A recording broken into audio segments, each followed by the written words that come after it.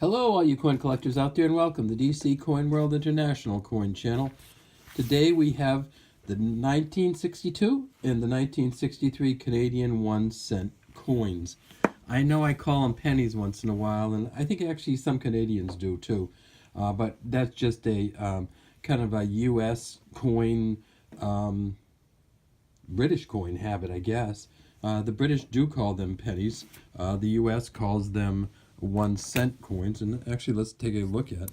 Here's an old U.S. one, right? There's the 1 cent from the United States from 58, the 58D, then one of the old wheat cents. And then if we look at the British coins, this is actually the new penny, but clearly it was called the penny. And here's actually a 1 penny coin, this huge 1967 1 penny coin from the United Kingdom or Great Britain with Britannia sitting on the back. But what we have today is our 1962 and 1963 Canadian 1 cent coins. So let me flip them both over so they're facing the same way. And this coin is the first portrait of Queen Elizabeth II, the Mary Gillick portrait, with some, they call them retouches on the Canadian coins by Thomas Shingles. And so this is the Mary Gillick engraving with some retouches by, or Mary Gillick design with some retouches by Thomas Shingles. This is Queen Elizabeth II when she was 27 years old when she first came to the throne. It says Elizabeth II, Dea Gratia Regina, Elizabeth II, by the grace of God, Queen. And if we look around, we see these denticles, they call them. Sometimes I call them gears, sometimes I call them denticles. That these little things that stick out all the way around. And they are kind of a way for us to know exactly where the letters go and whether the letters got put on straight. If we can see where the E, say here, hits the denticle, it should be exactly where the E over here hits the denticle. Otherwise, we may be a little tiny bit offset. And that's what you see in some Canadian coins. You see that the denticles don't match up across all of the coins, and you get kind of an offset picture on the front. Now, these coins, this particular version was made from 1953 until 1964. So we're getting near the end of the series here. We've done all the other ones in the series already. The 1953 through 1961 have already been done, so take a look at those videos. This coin is had the same material in it all the way through 1964, and that is 98% copper,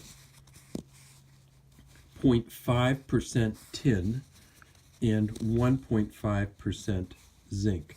Now, of course, by the end of the penny run in Canada, and they don't have pennies or 1 cent coins in Canada anymore, it was costing them maybe 3 or 4 cents per Canada 1 cent to produce 1 cent. And so that's why they just said the copper values just overwhelmed the actual value of the coin, so let's just not make them anymore. And they have done very well with that. So it says 1 cent on the back. It has the maple leaves here. On this one you can see it says 1962. And on these ones, what we really want to do is tip them up, and if there is any kind of lines above the 2 here, we know that it might be a hanging 2, and we can see that little bud there from the maple leaf. But right above the 2, sometimes we see a line coming over, and on this coin, really don't see that. And let's look at the 1963, and we kind of do the same thing. Is there anything like hanging down or makes it look like any of these numbers are hanging? And really can't see them. If you do see any kind of lines through here that look like they're almost like they're touching, those coins are going to be worth somewhat more. Somewhat, by somewhat I mean they might be worth $1 or more US.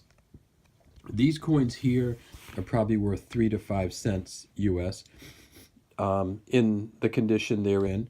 And if you get a coin without one of the errors on it, it's not going to be very valuable at all, unless you, even if you get to uncirculated. Some of the uncirculated in these are, I mean, the almost uncirculated for the 63 is only 5 to 7 cents maybe. Sometimes you might get it for 25 cents or more depending on how many there are around. Not a hugely valuable coin, but you know, they are a nice coin to keep in your collection, especially if you're trying to get all the years in. So 1963, 1962, Queen Elizabeth II. And if you're looking for the error coins, go on to Coins and Canada. That's COINSANDCANADA.com. And they have many of the values there, and I often consult them in Numista and some of the other services online for the values. So I can't really tell you what the value is, but go ahead and look on coinsandcanada.com and you'll get a good value and a great picture of the coins also. All right, that's all I have today from the DC Coin World International Coin Channel.